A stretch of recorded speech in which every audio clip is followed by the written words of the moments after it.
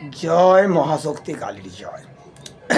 নমস্কার শ্রদ্ধেয় দর্শক মণ্ডলীগণ, আপনারা কেমন আছেন? আশা করি আপনারা ভালো আছেন। আপনাদের আশীর্বাদের দোয়ায় আমি ভালো আছি। আজকে আবার চলে এলাম আপনাদের সামনে আবার এক নতুন প্রতিবেদন নিয়ে। তো অপরূপা তন্ত্রমন্ত্র চ্যানেলে আপনাদের স্বাগত। আমি তান্ত্রিক অভিজিৎ দেবনাথ। তো অনেক দিন হলো প্রতিবেদন দিতে পারিনি, কারণ হাতে সময় কম থাকার জন্য দিতে পারিনি সময় মতো। তো যতটুকু সময় পাই আপনাদের সামনে আসি এবং প্রতিবেদন দেওয়ার চেষ্টা করি।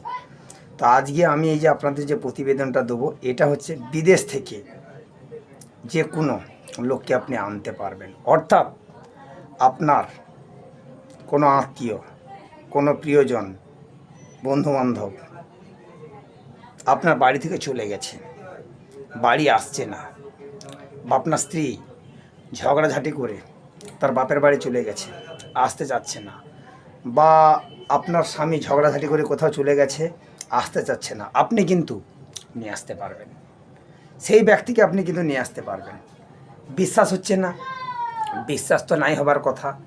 তো বিষয়টা হলো যে আমি আমার প্রতিবেদনে সবসময় বলে থাকি যে প্রতিবেদন যখন আপনারা শুনবেন, দেখবেন, মনোযোগ সহকারে প্রতিবেদন দেখবেন। তা আজ যেটা আমি বলতে চাইছি, তো বিষয়টা হলো যে প্রতিবেদন যদি আপনি টেনে বা স্কিপ করে দেখেন, সেখানে অনেক কিছু গুরুত্ব পয়েন্ট আপনি মিস করে যেতে পারেন। আর সব থেকে বড় কথা, যিনারা তন্ত্রমন্ত্র যন্ত্র শিখতে চাচ্ছেন, আপনারা আমার সঙ্গে যোগাযোগ করতে পারেন। আমার কন্ট্যাক্ট নাম্বার 9093752670। তাছাড়া যে কোনো সমস্যার জন্য আপনারা আমার সঙ্গে যোগাযোগ করতে পারেন। তো বিষয়টা দেখুন, অনেকে বলেন যে দাদা বা গুরুদেব, আমি কাজ করছি বা ক্রিয়া করছি কিন্তু হচ্ছে না কেন? তো আমি আপনাদের উদ্দেশ্য বলছি যে দেখুন, আপনারা সঠিক নিয়ম, সঠিক পদ্ধতি অবলম্বন না করলে কোন রেজাল্ট পাবেন না। আর অনেকে বলেন যে আমি 2 মিনিটে, 5 মিনিটে, 10 মিনিটে এনে দেবো, কিন্তু এটা কোনোদিন হয় না। আর হয় কিনা সেটা হয়তো আমার জানা নেই। তো আমি সেই কারণে বলবো যে আপনারা বিশ্বাস ও নিষ্ঠার সহিত ক্রিয়াটি করবেন। তো যখন ক্রিয়া করবেন, যেই স্থানে, সেই জায়গাটা ভালো করে পবিত্র করে নেবেন। গঙ্গা জল অথবা গোলাপ জল বা ডাবের জল দিয়ে শুদ্ধ করে নেবেন, এবং আপনি নিজে শুদ্ধ পোশাক বা বস্ত্র পরবেন। আপনার সামনে ধূপ বা আগরবাতি, মোমবাতি বা প্রদীপ জ্বালিয়ে দেবেন, দিয়ে কিন্তু ক্রিয়াটি নিষ্ঠার সাথে বিশ্বাসের সহিত করবেন। যদি আপনার বিশ্বাস থাকে তাহলে কিন্তু আপনি অবশ্যই রেজাল্ট পাবেন।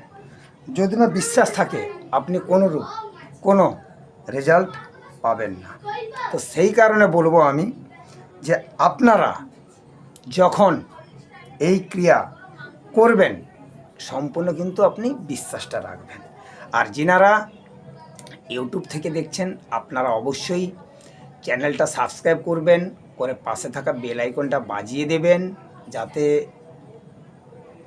প্রতিদিন, প্রতি মুহূর্তে নিত্য নতুন প্রতিবেদন সবার আগে আপনার কাছে পৌঁছে যেতে পারে।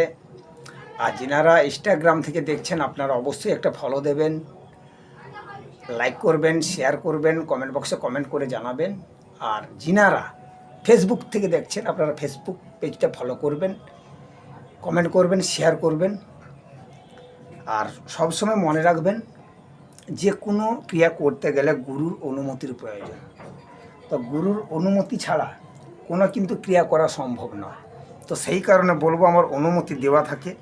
যদি আপনি এই ক্রিয়াটি করতে চান বা পারেন, তাহলে আপনি কি করবেন, যে এই যে প্রতিবেদনটা আমার বা আমার চ্যানেলটা আপনি 10 জনকে শেয়ার করে দেবেন। তো দেখুন, অনেকে ক্রিয়া করছেন কিন্তু চ্যানেলটা শেয়ার করছেন না। সেই কারণে হয়তো আপনি অনুমতি পাননি। তো সেই কারণে বলবো চ্যানেলটা শেয়ার করবেন যাতে আপনি অনুমতি পেতে পারেন।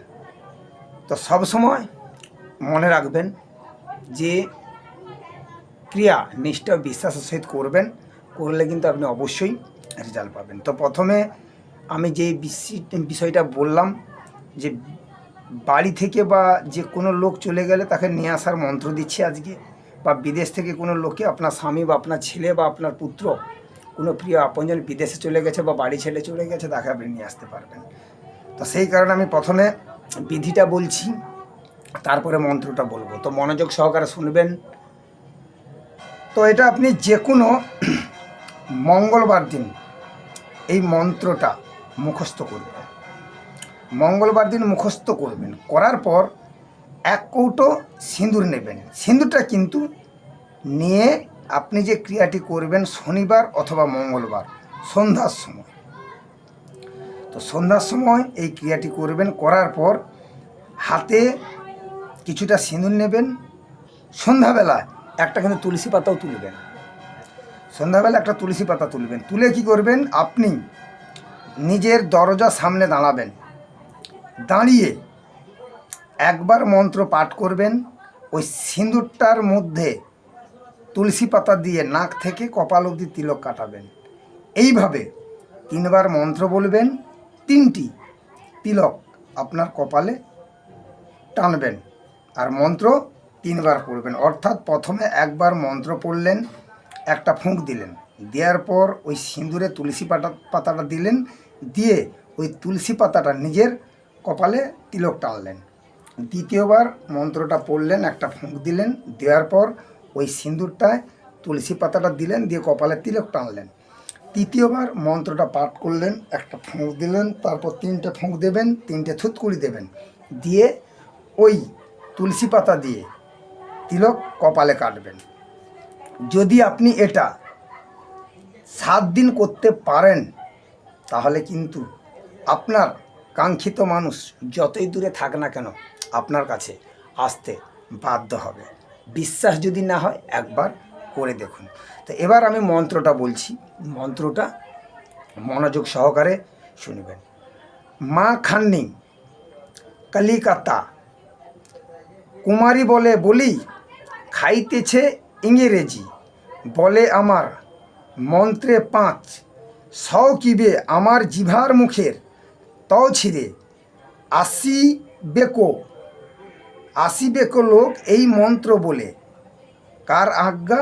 মা দুর্গার আজ্ঞা। যদি মন্ত্র লড়ে দুর্গার হাতের ধেনুক ভূমিগুলোয় পড়ে।